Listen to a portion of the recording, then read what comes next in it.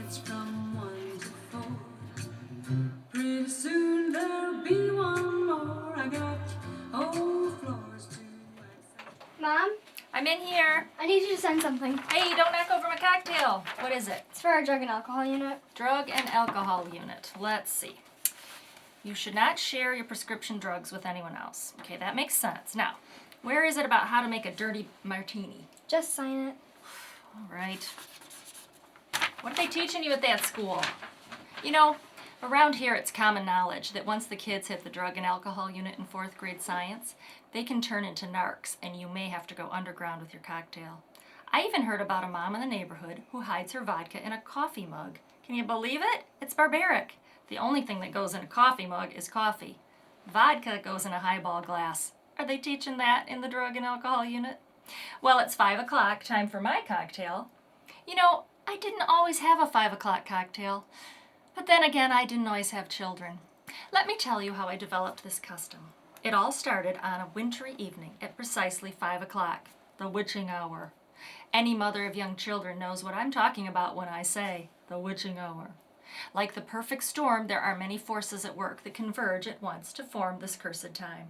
They are as follows. Number 1, the kids start to melt down. Regardless of age, from infancy to teenhood, this is the time of day the child realizes he has not had enough of something. Enough sleep, food, social interaction, time to get homework done, whatever. He hasn't had enough, and it's time the universe paid. He decides to take his frustrations out on the universe by depending on the age of the child, wailing inconsolably, whining until his mother's ears bleed, or sulking conspicuously. Number 2, the mommy realizes that yes, once again, she has neglected to figure out what dinner might be. Which reminds me, Lily, would you tell your sister to start dinner? Fine. Okay. This is because after months or even years of trying to feed her children properly, she has lost a wee bit of her enthusiasm for this task. In fact, despite the fact that she is resourceful enough to come up with a Halloween costume that doubles as a winter snowsuit, she can no longer think of a single meal that simultaneously meets her requirements and the children's requirements for a proper dinner. Her requirements are that the foods must be healthy, contain no refined sugar or flour, no trans fatty acids, be pesticide-free, and be served with 3 vegetables. The kids' requirements are simpler. All the food must be white. Now, if you were to draw a Venn diagram of these criteria, you would see there are absolutely no overlapping anything going on here. Oh, and I forgot, it should be something her husband likes to eat, on the off chance that he may get home in time for dinner. Which leads me nicely into item number 4. The daddy calls from work to say that he will be late.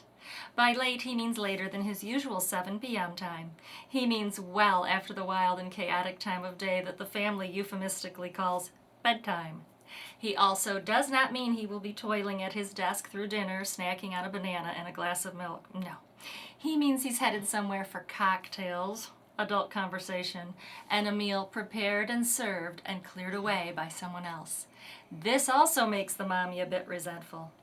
These things almost always happen at just around 5 o'clock, the witching hour.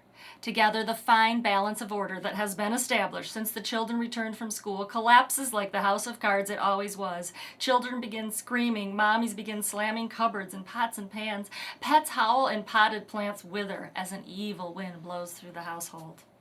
It was at just such a moment as this on a Tuesday in February, is there anything drearier than a Tuesday in February, that I had an epiphany. I was dumping the Kraft mac and cheese into the pot. The creamy kind, not the powdery stuff. What kind of a mother do you think I am? When I thought to myself, if only it were Friday, I'd have a cocktail. And then I thought, wait a minute. I'm not pregnant. I'm not nursing. I'm over 21. I could have a drink on a Tuesday. And I popped open a beer and began a new tradition. I have shared this revelation with many friends. Most are already aware of the medicinal effects of the nightly cocktail. Some are a little concerned that it's a slippery slope that could lead to substance abuse. It is my job to reassure them that there is nothing wrong with a single cocktail. Yes, I did say a single cocktail, and portion size counts.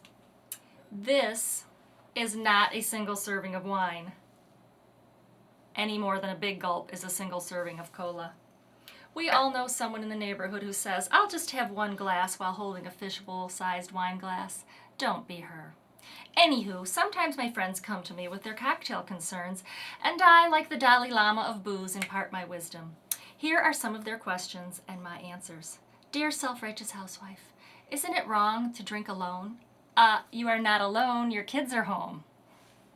Dear self-righteous housewife, but I look so forward to having my cocktail. Isn't that wrong? You know, you look forward to a cup of coffee and a good dump too. Does that mean you need to cut them from your life? It is a very sad, puritanical world we live in when we go hunting for reasons to give up the things we love. So go ahead, you have my permission. Pour yourself a single drink, and for the love of God, please don't hide it in a coffee mug. This is the Self-Righteous Housewife. Until next time, thank you, dear. Cheers!